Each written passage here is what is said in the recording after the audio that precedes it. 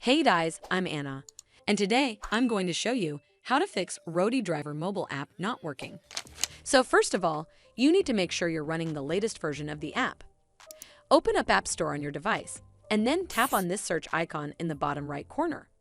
Then search for the Roadie Driver app, and if you see this update button right next to the app name, simply tap on it to make sure you're running the latest version of the app.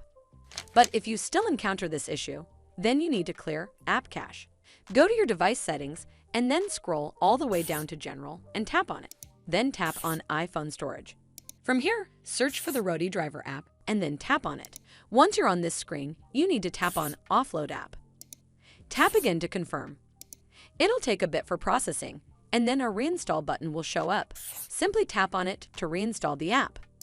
This should fix the issue, but if it doesn't, then you need to completely reinstall the app. Follow the on-screen instructions to navigate all the way to the app page. Once you're on this screen, tap on Delete App to uninstall the app from your device.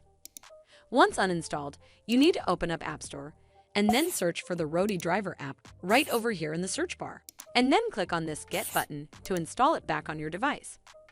Hopefully this will fix the issue, and if it did, then make sure you give this video a super thanks by clicking on this heart icon to help support the channel, and don't forget to hit that subscribe button. We'll see you in the next one.